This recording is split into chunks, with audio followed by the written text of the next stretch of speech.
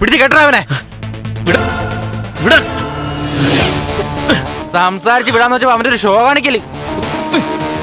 നോക്ക്, നീ ആ കാര്യങ്ങൾ ഇതുവരെ കൊണ്ടെത്തിച്ചത് ഇത് ഇവിടം കൊണ്ട് അവസാനിപ്പിക്കണമെന്നാ എന്റെ ആഗ്രഹം. നിന്റെ ആഗ്രഹം നടക്കാൻ പോകുന്നില്ലടാ. ഞാൻ വിടില്ല.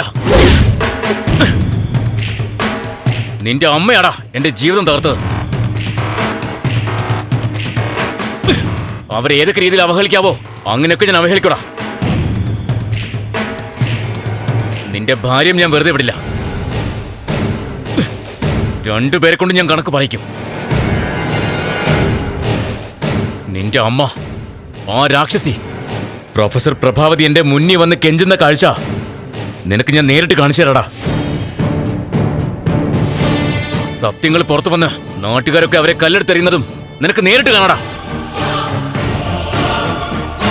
നിന്റെ തള്ളയും ഭാര്യയും ഗതി കിട്ടാതെ ആഹാരം കഴിക്കാൻ വഴിയില്ലാതെ നാട്ടുകാരുടെ മുൻപിൽ കൈനീട്ടി തെരുവുകളിൽ തെണ്ടുവിടാ. നീ നന്ദനെ തല്ലിയോ? നീ ജീവനോടെ പോലടാ.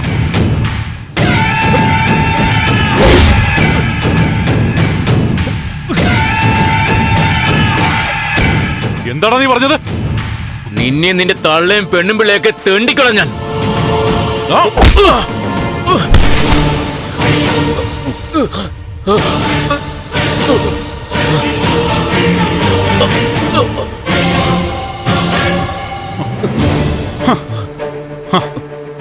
എല്ലാം പറഞ്ഞ് അവസാനിപ്പിക്കാന്ന് കരുതിയതാ. അവൻ സമ്മതിക്കത്തില്ല.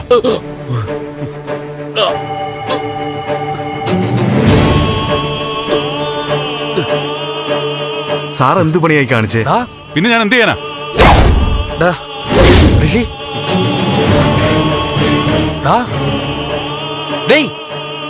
എനിക്ക്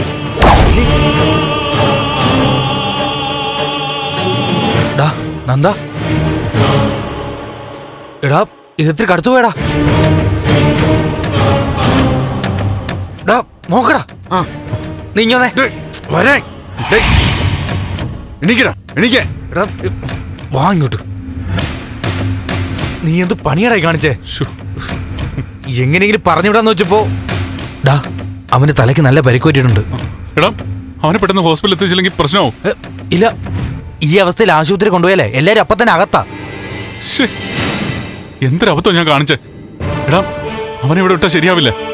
നീ വന്നേ, ഒന്നും നോക്കണ്ട, ഹോസ്പിറ്റലിൽ കൊണ്ടുപോവാ. അതൊന്നും ശരിയാവില്ല. പ്രശ്നത്തിന് മുകളിൽ പ്രശ്നം ഉണ്ടാക്കല്ലേ.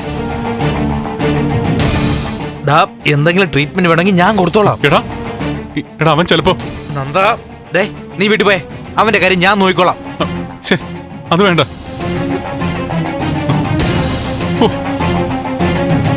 അമ്മയും ദേവിയൊക്കെ അവൻ അത്രയ്ക്ക് ആക്ഷേപിച്ചപ്പോഴാ കൺട്രോൾ വിട്ടുപോയത്. എടാ അത് വിട്. അവന് ബോധം വരുമ്പോ നമ്മൾ പറഞ്ഞ് മനസ്സിലാക്കാം. നിന്നെ കണ്ടാൽ വീണ്ടും വയലന്റ് ആവും. അത് വലിയ പ്രശ്നവും. നീ ചെല്ല്. എടാ അവന്റെ കാര്യം. കാര്യം ഞാൻ ഏറ്റെന്ന് പറഞ്ഞില്ലേ? നീ വന്നേ, നിന്നെ ഞാൻ ഓഫീസിന്റെ അവിടെ ആക്കാം. വാടാ ഇങ്ങോട്ട് വന്നേ.